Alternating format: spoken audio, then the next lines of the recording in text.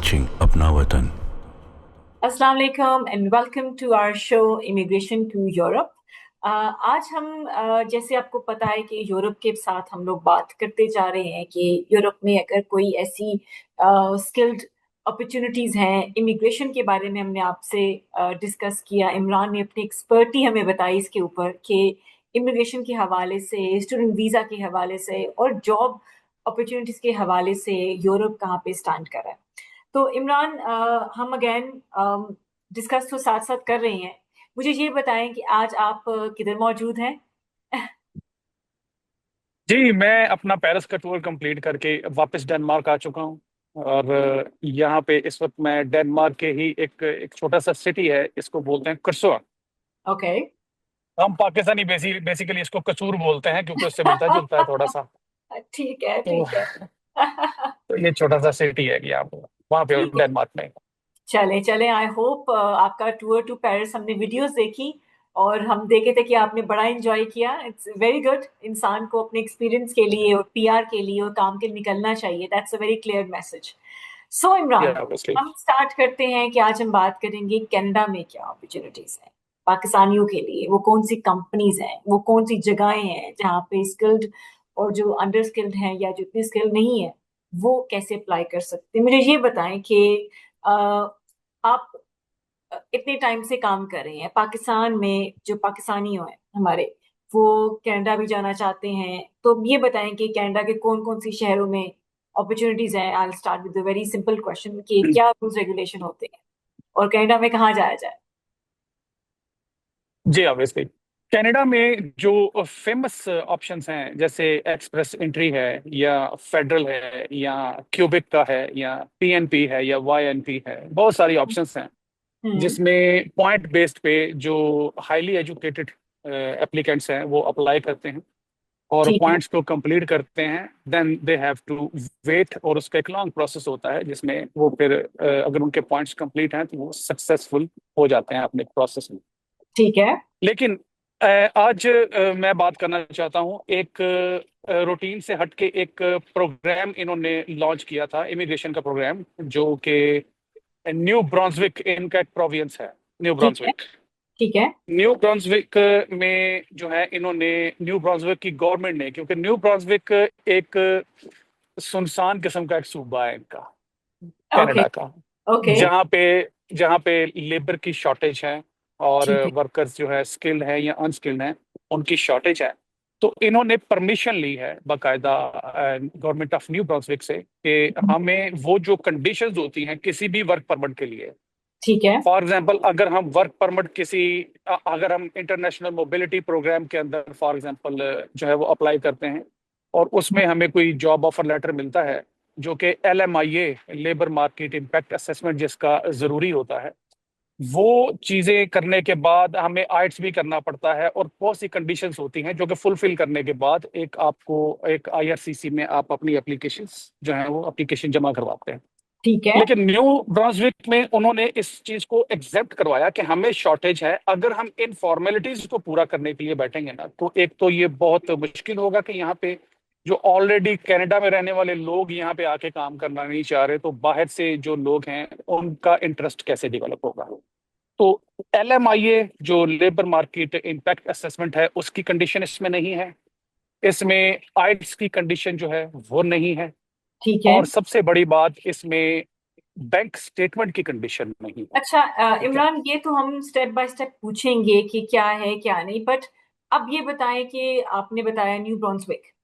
अब new Brunswick हम्म। में apply करने का तरीका, हम पहले वो स्टेप क्लियर करते ओके, इसमें 6 कंपनीज हैं हैं। जो जिन्होंने परमिशन ली है, और ये 6 कंपनीज एक जॉइंट वेंचर इनका आप कह सकते हैं कि इन्होंने जो है वो new Brunswick, government of new Brunswick Brunswick से परमिशन ली, और इन्हीं 6 कंपनीज में एप्लीकेंट अप्लाई कर सकता है।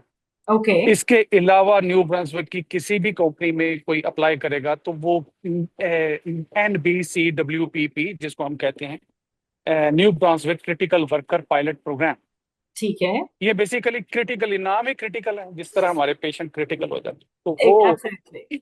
ये क्रिटिकल वर्कर पायलट प्रोग्राम की कैटेगरी में वही फॉल करेगा जो इन 6 कंपनीज में से किसी एक कंपनी में कॉन्ट्रैक्ट लेगा। ठीक है। अगर कोई भी एप्लीकेंट गूगल पे जाके लिखता है कि the list of the employers for the New Brunswick critical worker pilot programme, तो हम्म। उनको वो 6 कंपनीज गूगल फौरी तौर पे जो है वो और फिल्टर ये करके उनके सामने वेरीफाइड रख देगा। है, सर्टिफाइड है, वहाँ की गवर्नमेंट ने ये एलिजिबल कर दिया है कि अगर आपने न्यू ब्रुंसविक में अप्लाई करना है, these are the list of the companies where you can apply.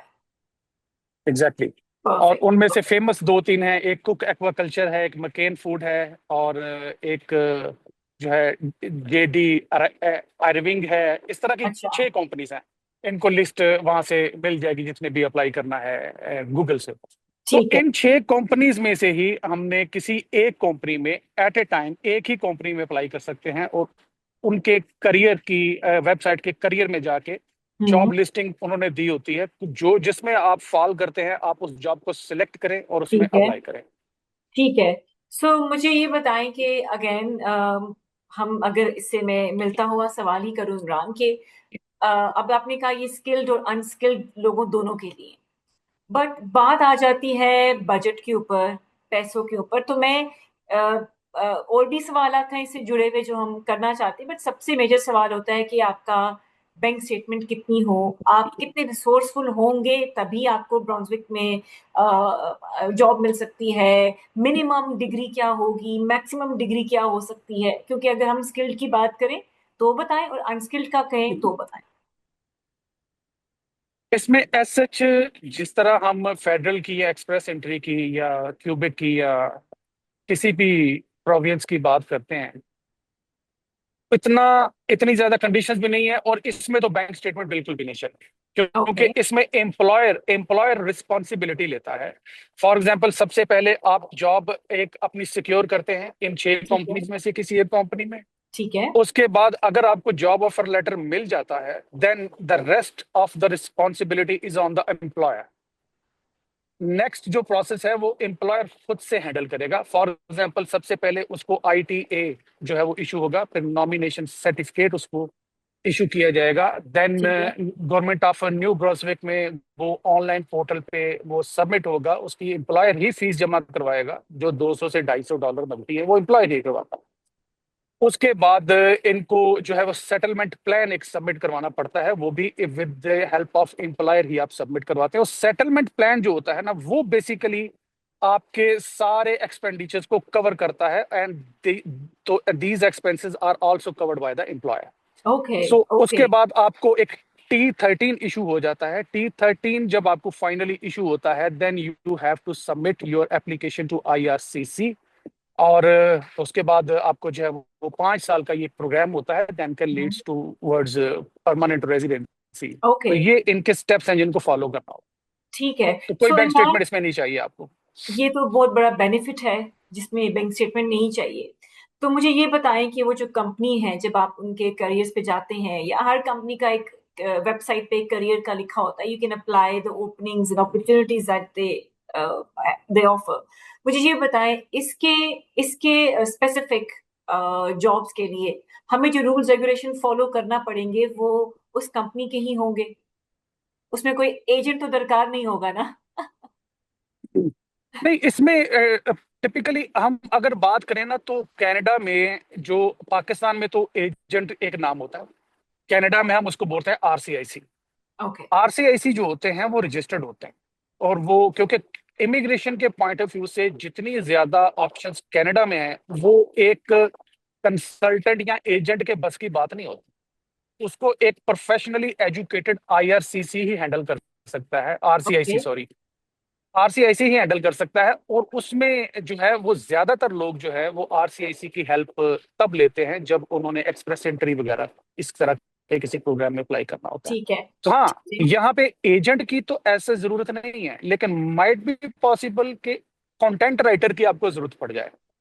जिस आपकी purpose of content writer, statement. या आपकी जो स्पेशली जो सीवी होती है ना, सीवी जो आपने सबमिट करवानी है किसी भी कंपनी को, जी। वो सीवी जो है वो कैनेडियन फॉर्मेट में होनी चाहिए। That is very important. Okay. और कैनेडियन फॉर्मेट में हमारे पास तीन फॉर्मेट हैं, यूनिवर्सल, सारी दुनिया जानती है। स्ट्रेटेजिक फॉर्मेट है, कॉम्पैक्ट फॉर्मेट है, और हाइब्रिड फॉर्मेट है। बिल्कुल। मैं रिकमेंड करता हूँ स्ट्रेटेजिक फॉर्मेट में जो है वो एक सीवी बनाइए। पाकिस्तानियों की सीवी जो है वो बड़ी दिलचस्प और चुलबुली सी होती हैं, जिसमें वो फोटो लगी होती है और नीले पीले रंग होते हैं और बुलेट्स आ रही होती हैं एफए बिल्कुल। के सामने और बीए के सामने। तो इस तरह की सीवी जो है, उन्होंने उन्होंने जो है वो एक एटीएस सिस्टम लगा दिया है, एक yes. Applicant yes. Tracking system. Yes. अब वो एटीएस जो है वो आपकी एप्लीकेशन जाएगी तो वो 95% एप्लीकेशन जो है वो एटीएस डिस्कार्ड कर देता है, क्योंकि आपका जो प्रोफाइल है जिसमें आपकी सीवी है या आपका कवर लेटर है वो जॉब डिस्क्रिप्शन से मैच नहीं कर रहा। और बिल्कुल। दूसरा, आपकी सीवी इतनी रंगीन है कि उसको समझ में ही नहीं आ रहा कि इसमें लिखा क्या हुआ। तो बिल्कुल। वो बिल्कुल। डिस्कार्ड कर देगा, तो एप्लीकेशन जो है वो एचआर तक नहीं जाएगी। एप्लीकेशन एचआर तक जाना बड़ा इंपॉर्टेंट है, उसके लिए आपको जो है वो कवर लेटर और सीवी जो है वो एटलीस्ट स्ट्रेटेजिक फॉर्मेट में एक बेहतरीन अंदाज में पेश की जाए, तो वो एचआर तक जाती है एप्लीकेशन, फिर उसको कंसिडर करते हैं। उसमें थोड़ा सा टाइम लगता है, लेकिन बिल्कुल। दैट्स द बड़ी प्रोसेस अच्छी एक्चुअली। आपने इमरान बात की कि जो सीवी है, आई थिंक हम ये कोशिश करेंगे कि हर उस जगह के लिए हाईलाइट करें कि सीवीज की जो नोयत है, जो हमारा एक आपने तीन फॉर्मेट्स के नाम लिए और आपने कहा कि स्ट्रेटेजिक जो फॉर्मेट है वो बेहतर है। अनसैडली पाकिस्तान में जितनी बड़ी सीवी होगी उतनी ही आपको इम्पोर्टेंस दी जाती है, but people don't know the process of ATS. अगर हम लोग बड़ी बड़ी ऑर्गेनाइजेशंस में देखें, सिर्फ लिंक्डइन है, मैं आप छोटा सा सवाल करूं कि लिंक्डइन भी एटीज इस्तेमाल करती है। लोग कंप्लेन करते हैं कि हमने फलां ऑर्गेनाइजेशन के लिए, डब्ल्यूएचओ के लिए, यूएन के लिए अप्लाई किया था, हम तो रह गए, वो आपकी एटीज पे नहीं आई। तो ये बड़ा अच्छा आपने लोगों को गाइड किया है इमरान, कि जो अप्लाई करना चाह रही हैं थ्रू एटीएस पढ़ें, एटीएस पे किस तरह की सीवीज आती हैं। और लोग जब वीडियो देखेंगे तो मेक श्योर कि जो इमरान ने कहा है कि इसके ऊपर जो आपका फॉर्मेट है कवर लेटर का, उसमें आपने नहीं लिखना कि how much you love being in Canada, you have to show your abilities and what you're capable of in the cover letter, right? Exactly, Okay. Exactly, exactly. Okay.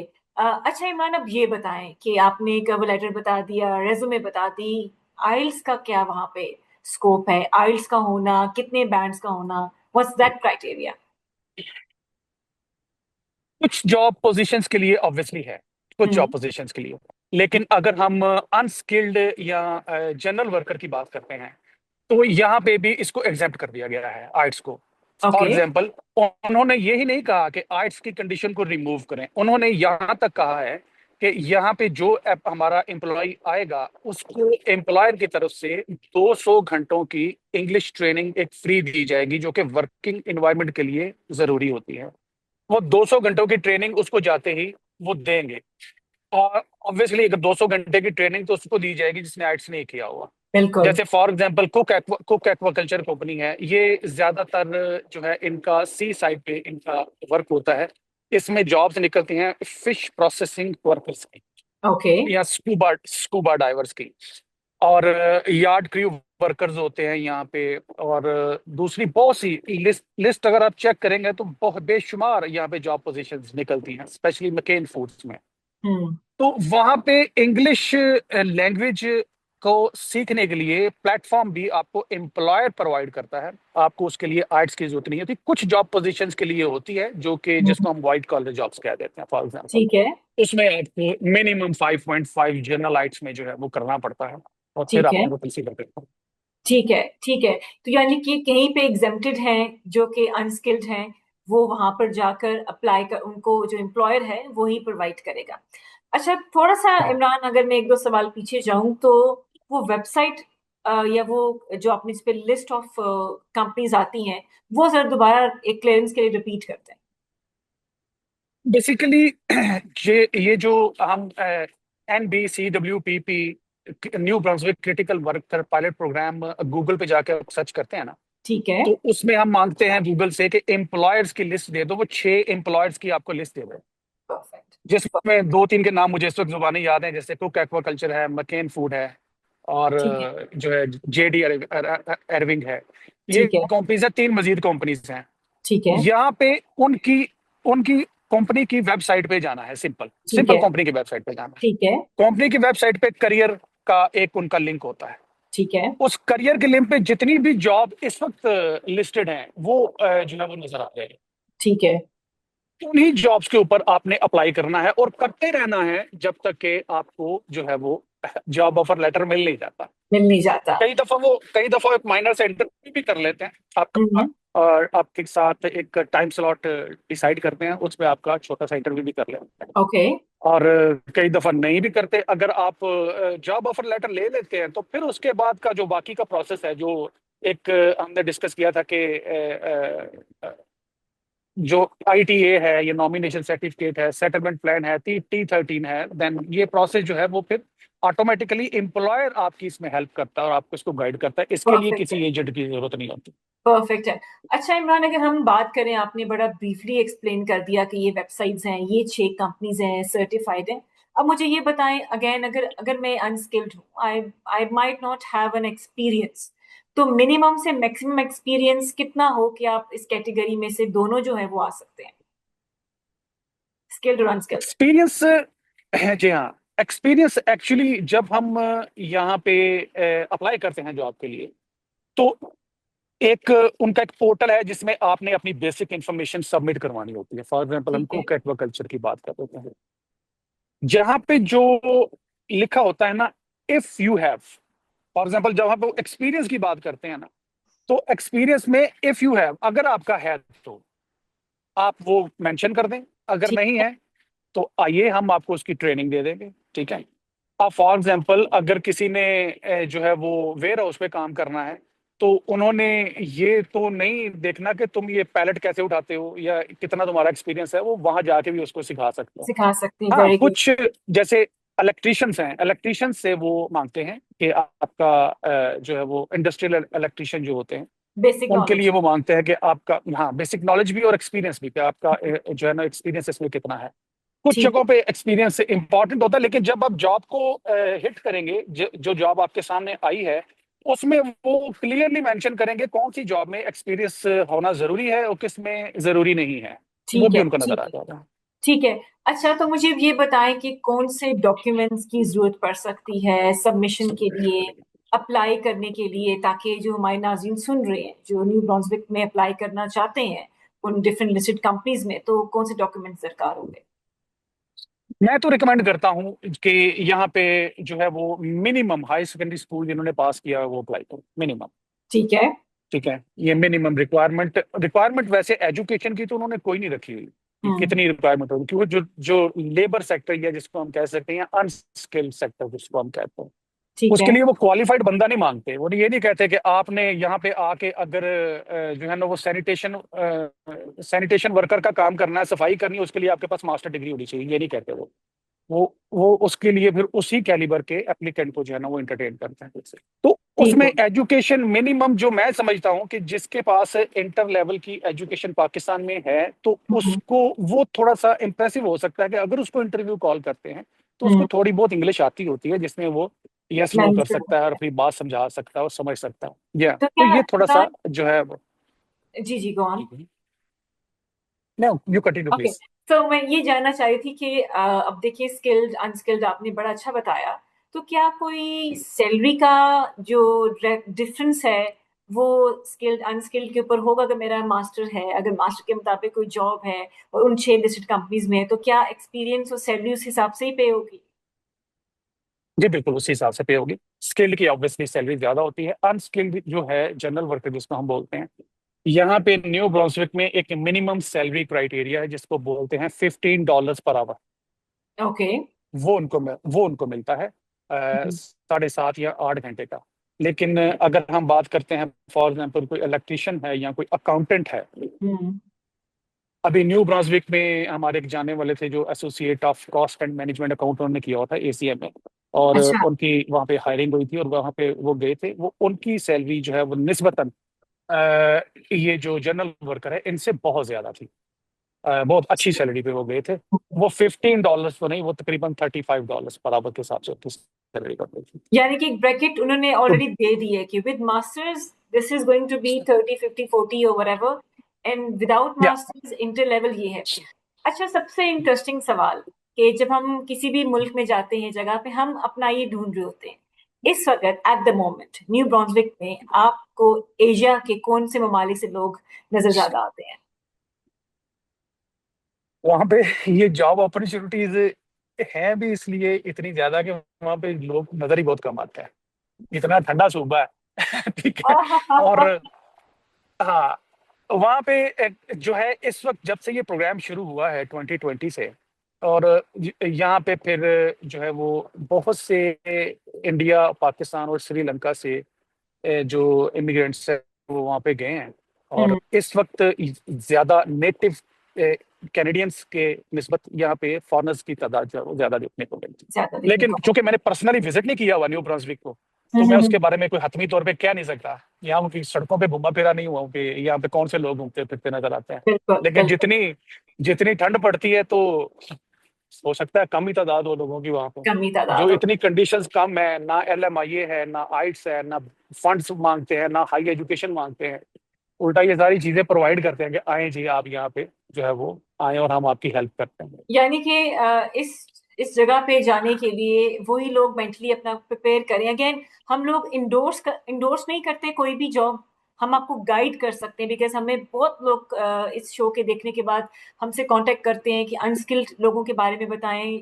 हम कहीं भी जाने को तैयार हैं, तो बेहतर है उस जगह जाएं जहाँ पे एम्प्लॉयर आपका, आपकी पढ़ाई का, आपके इंग्लिश बोलने का, आपके उठने बैठने का जिम्मेदारी ले सके। वी ओनली कैन ये गाइड ठीक। You towards that. और ठीक हो। कनाडा में ये बहुत रेयर होता है, कनाडा में ये बहुत रेयर होता है। कनाडा में आपने अगर प्लान करना है कि मैं कनाडा जाना चाहता हूँ, देन उसके लिए सबसे पहले आपको देखना पड़ेगा मेरा प्रोफाइल क्या है। अगर आप एक्सप्रेस एंट्री या फेडरल हम्म की बात करते हैं, या हम्म हम क्यूबिक की बात करते हैं, तो उसमें जो 75 पॉइंट्स बेस जो है वो पॉइंट्स कंप्लीट करना, और वो एक शुरू में एक डिफिकल्ट टास्क होता है कि आप क्वालिफाई करते हैं। हम्म। देन उसके बाद एक प्रोसेस होता है, एक लंबे प्रोसेस से गुजर के आप जो है वो आपको सक्सेस मिलती है और आप कनाडा पहुंचते हैं। लेकिन यहाँ पे ये जो ऑप्शन इस वक्त अवेलेबल है कनाडा में, ये जो है ये बेसिकली उस सूबे के लिए जहाँ पे शॉर्टेज है वर्कर्स की, और वहाँ पे लोग मिल नहीं रहे। और हम्म। ये बेटर अपॉर्चुनिटी है कि ये खुद से सर्च करें लोग। लेकिन बात फिर वही है कि अपना प्रोफाइल सबमिट करवाने से पहले पूरा होमवर्क करें, जॉब की डिस्क्रिप्शन को पढ़ें, कंटेंट उसके अकॉर्डिंगली बनाएं, और फॉर्मेट्स जो हैं वो जिस तरह हमने पहले बताया उस फॉर्मेट में लेके अपने केस को आगे चले, तो इंशाल्लाह सक्सेस होगी। Perfect perfect. इमरान, आपके साथ हम लोग अगेन इमिग्रेशन के बारे में बात की हमने।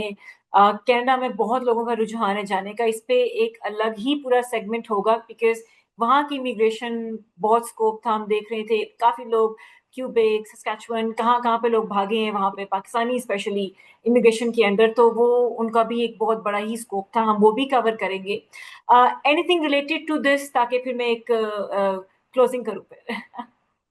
इसमें बस एक मजीद क्वेश्चन ये हो सकता है कि जब जब हम IRCC में एप्लीकेशन अपना T13 सबमिट करवाते हैं, उसके बाद हमें वीजा मिल जाता है, तो हम्म। उसके बाद हम वहां पे पहुंचेंगे तो रहेंगे कहाँ पे, हम जो एग्जैक्टली। है ना वो हमारा सेटलमेंट कैसे होगा, ये एक क्वेश्चन बीच में ऐड हो सकता है। तो वो भी इसमें सबसे जो इंटरेस्टिंग बात ये है कि यहाँ पे एम्प्लॉयर आपको पाकिस्तान से या इंडिया से जहां से भी लोग अप्लाई करते हैं, अगर वो सक्सेसफुली वीजा ले लेते हैं तो एयर टिकट तक एम्प्लॉयर देता है, एयर टिकट भी एम्प्लॉयर देता है।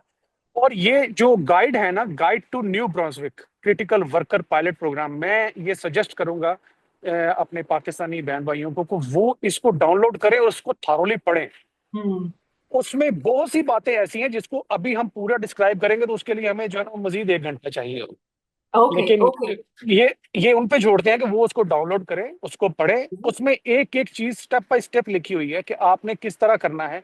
आपने अगर आपने न्यू ब्रांसविक में कोई एप्लीकेशन जमा करवा दी है तो कनाडा के किसी भी और प्रोग्राम में आपकी एप्लीकेशन की रिक्वेस्ट जो है ना वो एप्लीकेशन प्रोसेस नहीं होनी चाहिए। ठीक है, ओह एक ये ओके। शर्त है।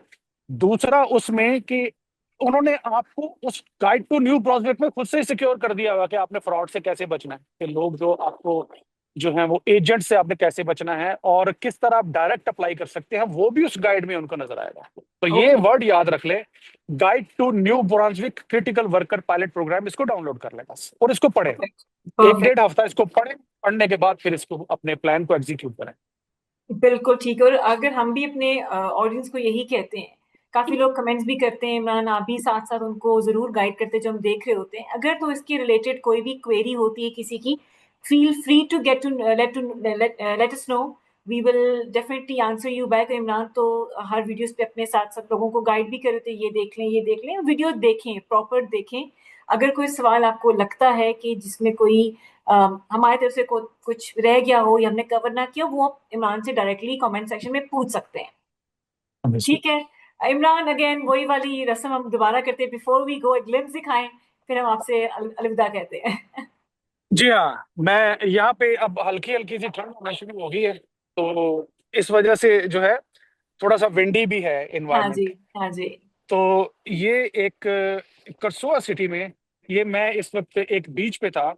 अच्छा अच्छा। तो ये, जैसे मैंने आपको शुरू में बताया था कि डेनमार्क जो है ना वो समंदर से घिरा हुआ है, तो आप जहां भी जाएं आपको बीच तो साथ। नजर आ ही जाता बिल्कुल है। ठीक बिल्कुल है, बिल्कुल। तो ये एक छोटा सा व्यू है, बाकी यहाँ पे कोई ऐसी खास बात नहीं है। चले चले Imran, enjoy your stay and stay safe.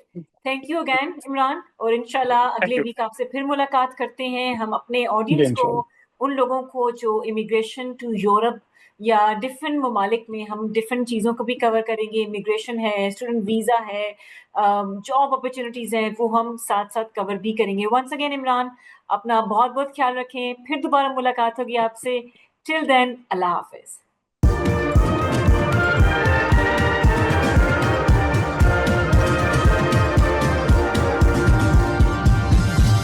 You are watching Apna Watan.